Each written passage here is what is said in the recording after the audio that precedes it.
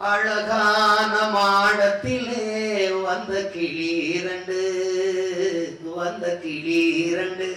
அதிலாலோலம் பாடி வரும் சொந்த கிளி ஒன்று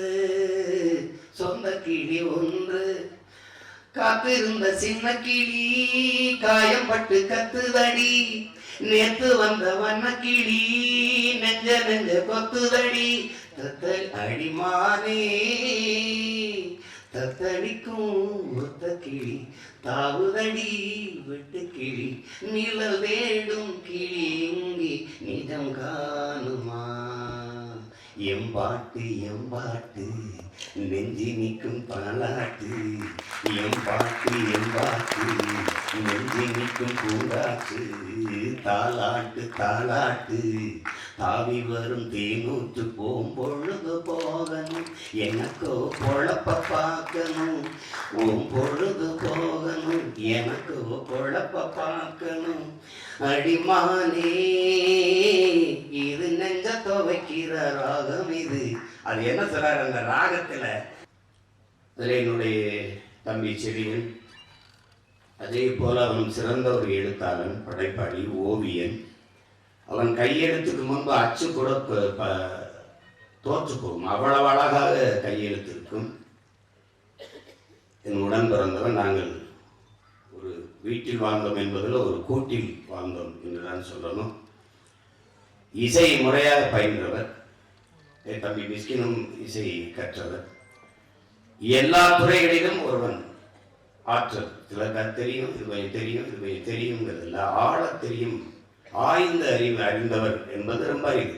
அதுல என் தம்பி செடியன் மிகச்சிறந்த ஒரு கலைஞன். அதாவது கலைஞனா முழுமையான கலைஞன். எந்த துறையை எடுத்தாலும் இசை வாசிப்பார், பாடுவார், கவிதை எழுதுவார், சிறுகதை எழுதுவார், கட்டுரை எழுதுவார், அழகாக ஒளிப்படம் எடுப்பார். இப்போது திரைப்படத்திற்கு ஒளிப்பதிவாளராக மாறி இருக்கிறார். என் மண்ணை சார்ந்த ஒரே நிலத்தின் மண்ணின் மக்கள் நானும் என் தம்பி பேரரசு எல்லாரும். அப்போ அங்கிருந்து வந்து என் வீட்டில் தான் இருந்து நாங்கள் அவர் ஒளிப்பதிவு மேதை பிசி ஸ்ரீராமன்ட்ட பணியாற்றி இருந்தார். அப்போது தம்பி படம் எடுத்துக்கொண்டிருந்தேன். என் வீட்டிலிருந்து தான் அங்கே அவர்கிட்ட பயிற்சிக்கு போவார். அப்போ என்னுடைய அருமை சகோதரர் பாலு எனக்கு ஒளிப்பதிவு செய்து கொண்டிருந்தார். அவர் வேறு படம் வந்தோன்னு போயிட்டார். பாதிக்கு மேலே என்னுடைய தம்பி செலியனை வச்சு தான் தம்பி படத்தை எடுத்து முடித்தேன். அது குறிப்பாக பாடல் காட்சி, உச்சக்கட்ட காட்சி எல்லாம் அவர் தான் செய்தார். அந்த படத்தில்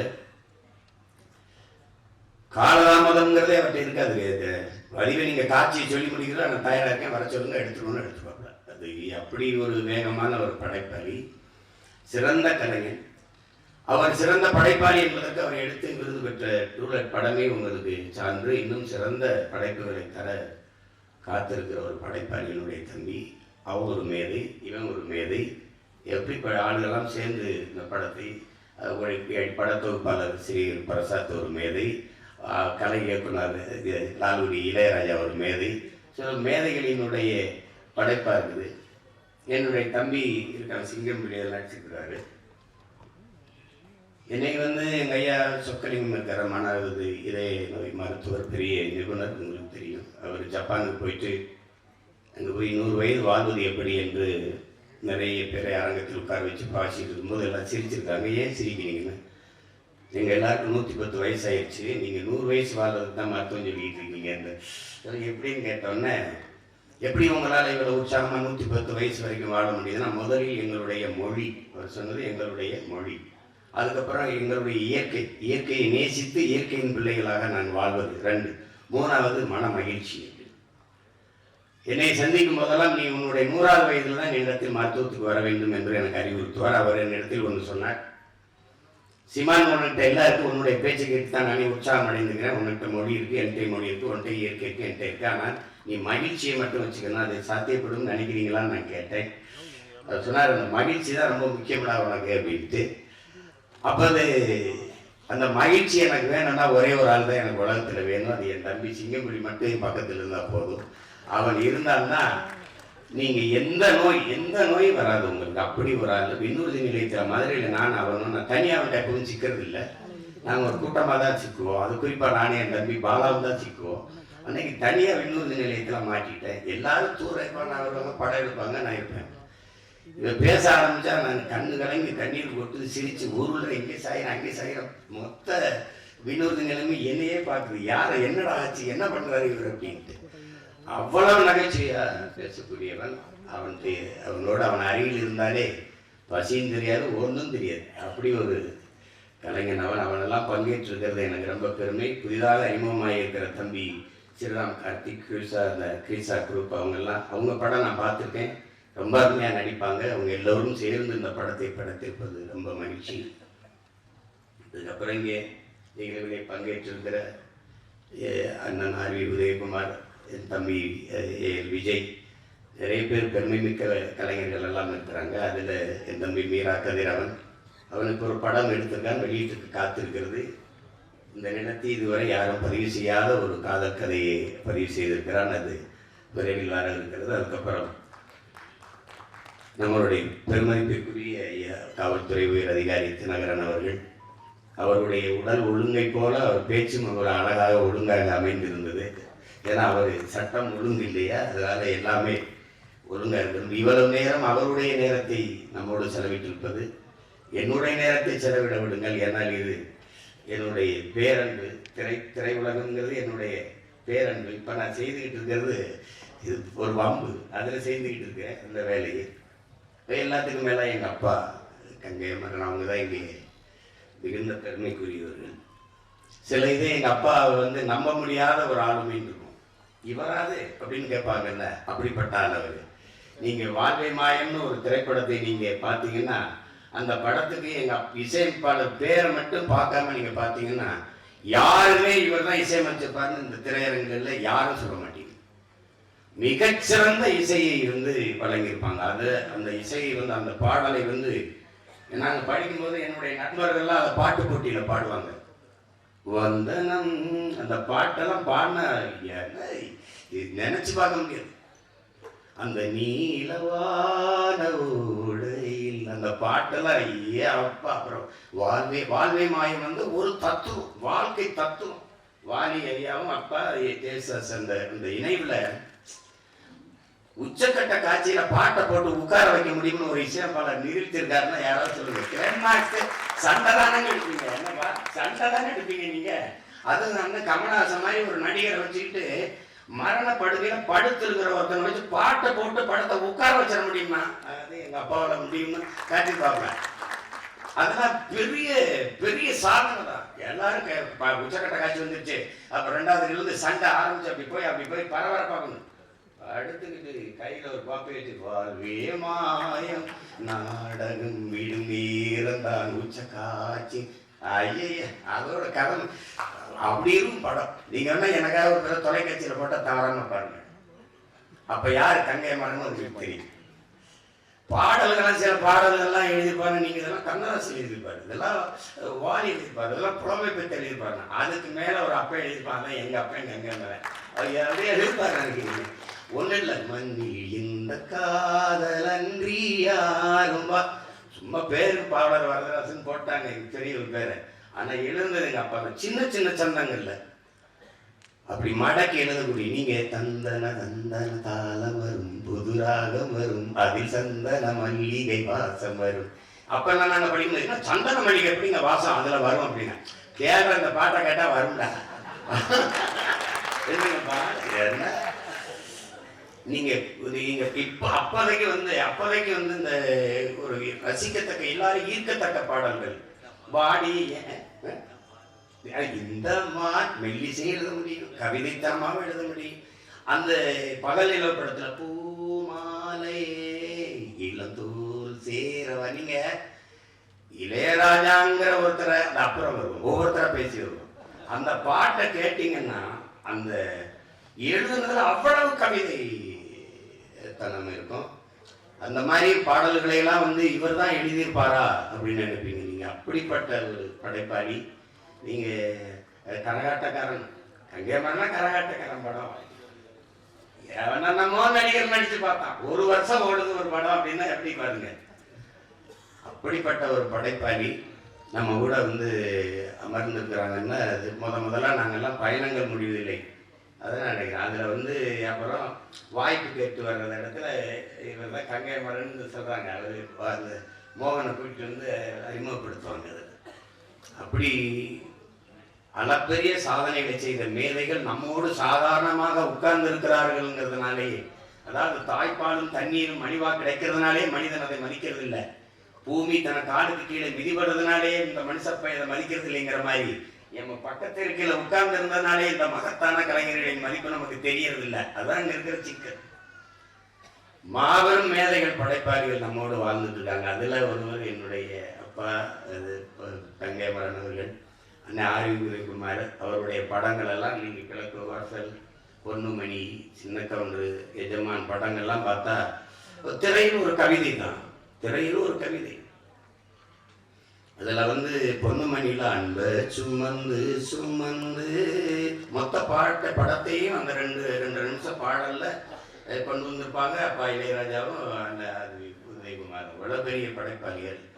என் தம்பி பேரரசுலாம் வணிகத்தை குவிச்சு கொடுத்த ஒரு படைப்பாளி. எல்லா மேதைகளும் இங்கே இருக்கிறாங்க. அந்த விழாவிலே எனக்கு மகிழ்ச்சியும் நெகிழ்ச்சியுமா இருக்கிற ஒரு பெரியது என்னுடைய தாய். ரொம்ப நாளாக நானும் என்னுடைய கையிலும் எங்கள் அம்மாவை தேடிக்கிட்டு இருக்கோம். அவங்களுக்கு பொங்கலுக்கு எடுத்த புடவை இன்னும் அப்படியே இருக்கு. அம்மாவை காணாம் எந்த பயில்கிட்ட கேட்டாலும் அம்மா அங்கே இருக்காங்க. இந்த பயிலுக்கு தெரிஞ்சிருக்கு, இவன் சொல்லவே இல்லை. இன்னைக்கு வந்து எங்கள் அம்மாவை இந்த விழாவில் தேடி கண்டுபிடிச்சு எனக்கு கொடுத்த இந்த நிகழ்ச்சியாளர்கள், குறிப்பாக அஜய்க்கு என்னுடைய அன்பும் நன்றியும். என்னுடைய தாய் அகிலா, என்னுடைய அப்பா பாலுமகேந்திராவை சொல்லணும்னா உலகம் எவ்வளவோ நாளும் புகழும். நானும் என் தலைவனும் தமிழீழ மண்ணில் பேசி கொண்டிருக்கும்போது திரைத்துறை பற்றிய பேச்சு வந்தது. அப்ப அந்த நேரத்தில் போர் சூழல் தான், போர் தான். ஆனாலும் அந்த தலைவன் அவன் தன்னுடைய இனத்தின் பண்பான கலையை போற்றுவது, கலைஞர்களை போற்றுவது, விருந்து உபசரிப்பது, அதில் சின்ன குறையும் இல்லை. இப்போ நாங்கள் மரண வீட்டிலேயே வந்தாலும் காஃபி குடிப்போம், வந்து தேநீர் கொடுப்போம், குடிச்சு போகும்போது சாப்பிட்டு போங்கன்னு தான் சொல்லுவோம். சாவுக்கு வந்தவனே சாப்பிட்டு போகணும்னு சொல்ல பரம்பரை நாங்கள். அப்போ அந்த மாதிரி இருக்கும்போது திரைத்துறை பற்றி பேச்சு வரும்போது எல்லா படைப்பாளிகளையும் பேசி வந்தபோது என்கிட்ட கேட்குறாங்க, எல்லாரும் தான் கதை வசனம் எழுதி படம் எடுக்கிறீங்க, ஏன் பாலுமகேந்திரா மாதிரி உங்களால் எடுக்க முடியல அப்படின்னு கேட்குறாங்க. ஏன்னா வந்து அவர் படத்தில் நீங்கள் பார்த்தீங்கன்னா தேவையற்ற ஒரு ஒரு உரையாடல், ஒரு காட்சி, ஒரு பதிவு எதுவுமே இருக்காது. அப்படி ஒரு படைப்பாளி. அவர் ரொம்ப பேசிட்டே இருந்தார். இப்போ பக்கத்துல இருந்து எங்கள் அண்ணன் பொட்டம்மான் வந்து நீ கண்டுக்கதை, அது ஊர் பாசத்தில் புகழ்றாருன்னா கண்டுக்கதைன்னு சொல்கிறாங்க. அப்படி ஒரு படைப்பாளி. எப்படியாவது அந்த நாட்டுக்கு தன்னை என் அப்பாவை கொண்டு போயிடணும்னு பெருமுயற்சி எடுத்தாரு. நான் வந்து எங்கள் அப்பாட்ட பேசினேன், எனக்கு கடவுச்சீட்டு இல்லையடான்னாரு. இந்த அம்மாவை எப்படா கூட்டிகிட்டு போகிறேன், நான் உன்னை படகால அனுப்பிடுறேன். அதுதான் ஏற்பாடு பண்ணேன். இப்போ சொல்லலாம்ல, ஒன்றும் இல்லை, படகால அனுப்பிடுறேன். அம்மாவை என்னடா நான் செய்யுது, நீ அம்மாவே கூட்டிகிட்டு போ அப்படின்னு நான் சொன்னேன். நான் பத்திரமா வச்சுக்கிறேன், அவரை மட்டும் எனக்கு அனுப்பிடு அப்படின்னு பெருமுயற்சி எடுத்தேன். அது சரியா வரல. அப்படிப்பட்ட ஒரு படைப்பாளி நீங்கள் அறிஞ்சுக்கிறணும்.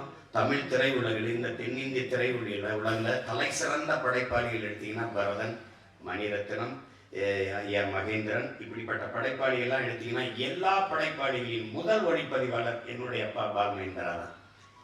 அவர்கிட்ட இருந்துதான் இவங்க எப்படி உரையாடல் எழுதுவது, எப்படி காட்சி வைப்பது, நகர்த்துவது, எந்த இடத்தில் எப்படி காட்சி நகர்ந்தது எதுவுமே தெரியாது. அதை அவ்வளவு அழகா அவர்கிட்ட இருந்து கத்துக்கிட்டாங்க. அதே மாதிரி இந்த எல்லா படைப்பாளிகளுக்கும் முதல் படத்தில் இல்லை, எல்லா படத்துக்கும் இசை வச்சது எங்க அப்பா இளையராஜா தான். அப்படி ஒரு இது. இங்கே விழாவின் நாயகரை பற்றி அவன் சொல்லணும். நாங்கள் வந்து இங்கே எல்லாரும் பேசிட்டாங்க, நீங்கள் சிம்பனி செல்வன் கொடுத்துருக்கிறீங்க. அது ஒன்றும் அவருக்கு ஒன்றும் பெருமை இல்லை. அவர் தனியாக ஒன்றும் சிம்பனி இசைக்க வேண்டியது இல்லை. அவருடைய ஒவ்வொரு பாடல்களினுடைய இசை கோர்ப்புமே மொத்தமாகவே சிம்பனி தான். உங்களுக்கு ஐயம் இருந்தால் தளபதி படத்தில் வரல, சுந்தரி கண்ணால் ஒரு சீதி, அந்த பாட்டை நீங்கள் வரிகள் எடுத்துட்டு அவர் இசை கோர்த்து அந்த இசையை தொடங்கி ஒவ்வொரு இடத்துலையும் போகிறது தனியாக கண்ணை மூடி கேட்டீங்கன்னா அதுக்கு பேரெல்லாம் சிம்பனி. அதனால அவர் செல்வன் இல்லை, நாங்கள் சொல்கிறோம் இசை ஞானியும் இல்லை, அவர் இசை இறைவன் தான் நாங்கள் சொல்கிறோம். ஏன்னா நீங்கள் இறைவனா என்னன்னா, நீங்கள் ஒரு நகைச்சுவை படம் எடுக்க வருவீங்க, அதுக்கு ஒரு இசை பாடல், சிலது இந்த திருள் படம் வாங்க அதெல்லாம் சொல்லுவாங்க, அடிக்கடி படம், ஒவ்வொருத்தருக்கும் ஒரு இசை. இதுக்கு இந்த படத்துக்கு இவர் தான் இசையை வச்சா சரியா இருக்கும். இந்த படத்துக்கு நீங்க எங்க அப்பா மணிவனை எடுக்கிற குவா படத்துக்கும் எடுப்பாரு, விடிஞ்சா கல்யாணத்துக்கு இசையப்பாரு, 100ஆவது நாளுக்கு இசையப்பாரு. அதே மாதிரி கோபுரங்கள் சாய்வுகளுக்கு இசையமைப்பாளர். ரெண்டு பேர்லாம் ஒரே இசையமைப்பாளர்னா நீங்க நம்ப மாட்டீங்க. ஏன் இறைவன் என்ன கேட்டாலும் கொடுப்பாரு. அது நல்லா வந்தாலும் வாழ்த்துவாரு, கெட்ட வந்தாலும் வாழ்த்துவாரு, குழந்தைக்கும் வாழ்த்து, பெரியவங்களுக்கும் வாழ்த்து, எல்லாருக்கும் வாழ்த்து, உயிரோட இருக்கவனுக்கும் வாழ்த்து, செத்தவனுக்கும் வாழ்த்து, எல்லாருக்கும் வாழ்த்து. அது ஒரு அதனாலதான் அந்த இசை இறைவன். அது அதுல ஒன்றும் சொல்றதுக்கு இல்லாது. அவரை பொறுத்த வரைக்கும் நாங்க சின்ன பிள்ளைய படம் பார்க்க போகும்போது அப்ப நான் வாழ வைப்பேன்னு நினைக்கிறேன். அந்த படத்துல பார்க்குறோம் அப்படியே எங்கள் ஊரில் பார்க்கும்போது இசை இளையராஜாங்கும் போது மொத்த பேரும் கைதட்டினா. அன்னைக்கு தான் பார்த்தேன் கதாநாயகனுக்கு விழாத கைதட்டு ஒரு இசையமைப்பாளர் பேருக்கு விழுதுன்னா, அந்த மாதிரி ஒரு பெயர் இசையமைப்பாளர் பேர் போடும்போது தமிழ் திரையுலகில் கரவொலி எழுந்ததென்றால் அது இந்த நாட்டில் வரலாறு. இளையராஜா என்கிற ஒரு இசை மேலைக்கு தான் விழுந்து. இளையராஜான்னு பேர் போட்டா கைதட்டினான். அதான் எங்க அண்ணன் அறிவிதகுமார் சொன்னார், பேர் போட்டா வியாபாரம் எடுத்தோடனே கதாநாயகன் பேர் தான் போடுவாங்க. ஆனா இளையராஜாவின் இசையில்னு போடப்பட்டது அவர் வருகைக்கு பிறகுதான். அதை நான் உணர்ந்த தருணங்கள் நிறைய இருக்கு. அதை நிறைய பேசியிருக்கேன், நேர குறைவா இருக்கு. ஆனால் ஒண்ணு சொல்லணும்னு நினைக்கிறேன். எங்க அப்பா என்னுடைய அன்பு தம்பி மு. கலைஞர் அவர்கள் இயக்கி எடுத்த படம் பூமணின்னு ஒரு படம். அந்த படம் கோயம்பேடு ரோகிணியில திரையிட்டு இருந்தாங்க. நான் அப்ப கட்சிலாம் ஆரம்பிக்கல, திரைத்துறையில் தான் இருக்கும். நாங்கெல்லாம் போய் நண்பர்களோட உட்காந்து பார்த்துட்டு இருக்கும்போது படம் ஓடுது. அதுல அண்ணன் முரளி, எங்க அப்பா மணிவண்ணன் இதெல்லாம் நடிச்சிருந்தாங்க, தேவையானலாம் நடிச்சிருந்தாங்க. ஒளிப்பதிவுலாம் நல்லா இருந்தது. அப்போ படம் போயிட்டு காட்சியெல்லாம் போயிட்டு இருக்கு. அதில் முரளி அண்ணன் தேவையான திருமணம் செஞ்சுட்டு ஒரு இதில் அவங்களுக்குள்ள சின்ன பிரச்சனை. அப்போ வண்டியில் கூட்டிகிட்டு வர மாதிரி வண்டியில் காட்சி பதிவாகிறது எப்படி இருக்குது அப்படின்னா, பெரிய ஆடம்பரமான பின்புல மாற்றங்கள் இல்லை, நடன அசைவுகள் இல்லை, ஒன்றும் இல்லை. வண்டி ஒரு வண்டியில் உட்கார வச்சுட்டு கதாநாயகன் பாட்டு பாடிட்டு வர்ற, அவ்வளோ. அந்த பாட்டு இருக்குது. அழகான மாடத்திலே வந்த கிளி இரண்டு அதிலாலோலம் பாடி வரும் சொந்த கிளி ஒன்று காத்திருந்த சின்ன கிளி காயம்பட்டு கத்துதடி, நேத்து வந்த வண்ண கிளி நெஞ்ச கொத்துதடி, அடிமானே தத்தடிக்கும் ஒத்த கிளி தாவுதடி வெட்டு கிளி நிழல் வேடும் கிளி இங்கே நிஜம் காணுமா, எம்பாட்டு நெஞ்சி நிற்கும் பாலாட்டு, எம்பாட்டு நெஞ்சி நிற்கும் பூங்காற்று, தாலாட்டு தாவி வரும் தேனூற்று போம்பொழுது போகணும், எனக்கோ பொழப்ப பார்க்கணும், பொழுது போகணும், எனக்கோ பொழப்ப பார்க்கணும், அடிமானே இது நெஞ்ச துவைக்கிற ராகம் இது. அது என்ன சொல்றாரு அந்த ராகத்துல? நெஞ்ச துவைக்கிற ராகம் இது, நெஞ்சத்துள் வைக்கிற ராகம் இது. அது நெஞ்ச துவைக்கணும் செய்யும், நெஞ்சுக்குள்ள வைக்கிற ராகம் இது. நீங்க நம்ப மாட்டீங்க, அந்த பாட்டுக்கு ஒண்ணுமில்ல. அந்த வண்டி இங்கிட்ட போகுது, பாட்டை முடிச்சு நிறுத்தின உடனே மொத்த திரையரங்க இருந்துச்சு. இன்னொரு முறை போடுறா, ஒன்ஸ் மோர் நான் பாருங்க. அன்னைக்குதான் இந்த இசையின் ஆக்கிரமிப்பு, இசையின் ஈர்ப்பு. ஏன்னா அவன் சொல்றான், இசையால் அடைய முடியாத இன்பமும் இல்லை, இசையால் துடைக்க முடியாத துன்பமும் இல்லைங்கிறான். எல்லா நோய்க்கும் ஒரு அருமருந்து இருக்குதுன்னா அது இசைதான். அந்த மருந்தை இந்த மண்ணுக்கு தந்த மகத்தான மருத்துவம் தான் எங்க அப்பா இளையராஜா. அது இந்த மனநல மருத்துவர். அவர் தயாரிச்ச படத்துல எல்லாத்துக்கும் குணநல மருத்துவராக இருக்கிற எங்க அப்பா இளையராஜா இசையமைச்சிருப்பது மிகப்பெரிய இது. சிறந்த படைப்பாளிகள். குறிப்பா என் தம்பி செழியனின் ஒளிப்பதிவு, அது இன்னொரு தடவை பாலுமேந்திரா அப்பா போய் ஊட்டிய படம் எடுத்த மாதிரியே நான் உணர்ந்தேன். அவ்வளவு சிறப்பாக வந்திருக்குது. இசை அது சொல்ல வேண்டியதில்லை. பாடல்களை நல்லா எங்க அப்பா இசையமைச்சு பாருன்னு சொல்ல வேண்டியதில்லை. அவருடைய பங்களிப்பு இன்னும் அஜயன் பாலாவுடைய மகன் படம் எடுத்தாலும் அன்னைக்கு என்ன ரசனை தேவை இருக்கோ அதுக்கு இசையமைக்கக்கூடிய ஆற்றல் பெற்றவர். அப்படிப்பட்ட மேதைகள் எல்லாம் இணைந்து இந்த படத்தில் பங்காற்றிருப்பது எனக்கு பெரிய மனநிறைவு தருது, நம்பிக்கை தருது. படம் மிகச்சிறந்த வெற்றியடையும் என்னுடைய உள்ளன்பு நிறைந்த வாழ்த்துக்கள். இங்கே பங்கேற்றிருக்கிற எல்லோருக்கும் என்னுடைய அன்பும் வாழ்த்துக்களும். பங்கேற்று பேசி சென்ற என்னுடைய தம்பி மிஸ்கின் அவர்களுக்கும் என்னுடைய அன்பும் வாழ்த்துக்களும்.